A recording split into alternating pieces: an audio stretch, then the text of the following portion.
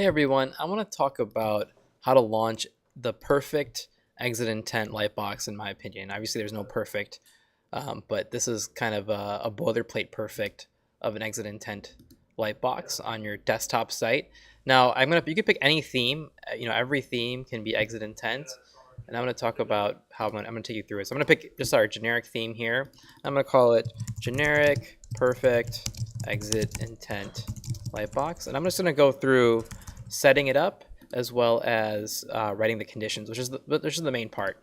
So the first thing I like to do is make sure we're offering a really good offer, because if they're leaving your site, we want to make sure they're actually offering something. You're offering something of value to get them back in. So I'm going to say, let's say free shipping on your order today. Now, if you already offer free shipping, this is really good. And I like to actually eliminate every button possible except the submit button. And I'm going to call this, I'm just going to stick with a regular submit, or maybe let's try get free shipping now. And then, usually I like to do kind of a lighter color here. So let's do that. Let's make this border a little bit bigger.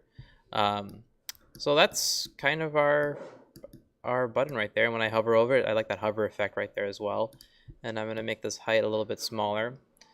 And then I want the thank you page to, so what I'm going to do is I'm going to actually copy all my design. So let's first save this, save and publish. Since it's not on right now, it's actually not going to be activated, but I'm going to first copy my main page settings into the thank you page. Let's go back to the thank you page.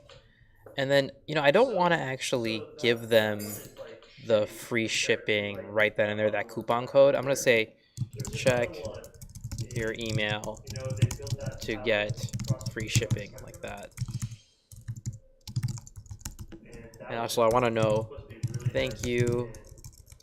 Because one thing we could do here is we want them to make sure they actually entered in a good email address.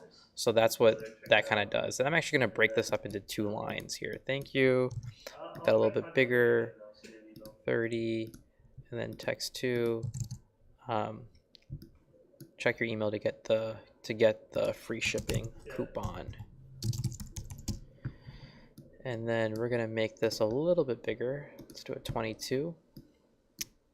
Anyway, I don't want to spend too much time on design here for this video, but we just want to make it very clear to the user. So that's our design, and I'm going to move forward. Now we're going to do a lightbox. Now exit intent you can do on a sidebar or a banner, but if you're going to do exit intent, you got to make it dramatic. And so that's why in this case I like to do a darker screen overlay. And so I don't want to make it like white. You got to have a dramatic impact. So something like this. So there's a dramatic impact to it. So here we go. And so we got the lightbox, we got the screen overlay. I like to have a close button. I like to use our native close button. And now the most important part of this video is going to be getting the conditions. So obviously the first condition will be the trigger, which is exit intent. So you can do, okay, I want to trigger this on exit when it goes to the top, bottom, left, or right. So that means if they're on a bigger monitor, they go left or right to check email or something like that, we can also trigger it. In some cases, you might not want to be aggressive and just mouse exits window on top, is what I see a lot of people do. And then technically exit intent only works on desktop.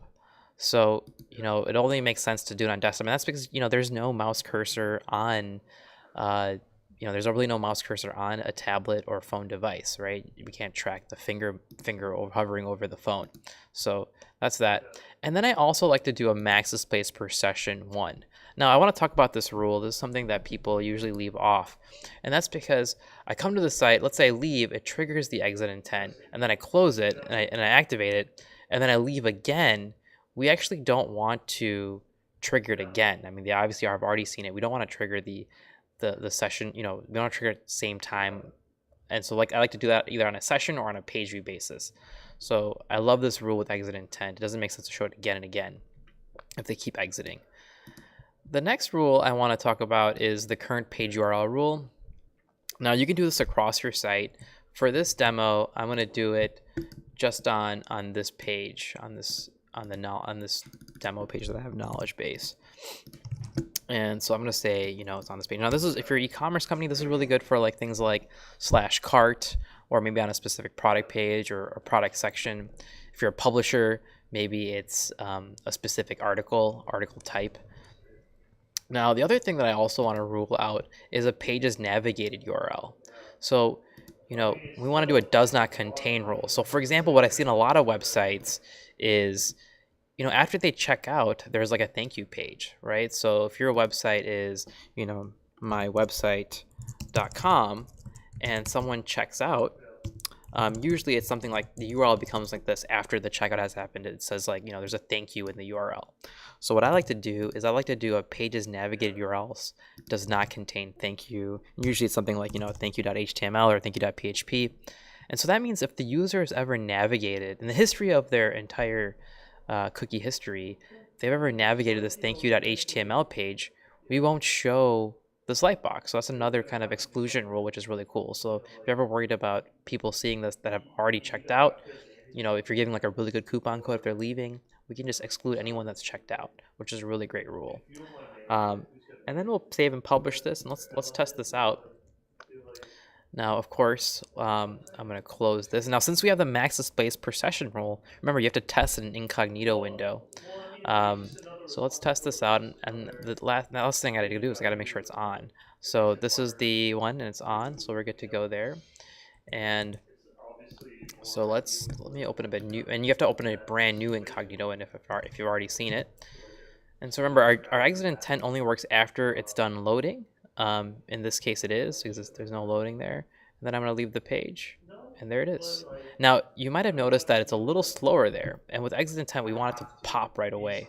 So one thing I want to do is there's a bunch of ways to make it faster, but the easiest thing that you can do is go to the Lightbox sidebar section, and you want to bring up the animation speed. Or in this case, we're pulling it down, so we want it to open up right away. So we're going to make that pop. And I'm going to hit save and publish again. And the other ways to make it, faster is make sure like the images, there's no images. In this case, there's no images, so we don't have to worry about that load time. Or optimize your images so it's a little slower. And then let's test this again. Let's go to File New Incognito window and help.digioh.com/knowledge base. Okay, so we're here, and then we leave. It pops open immediately because of that animation setting.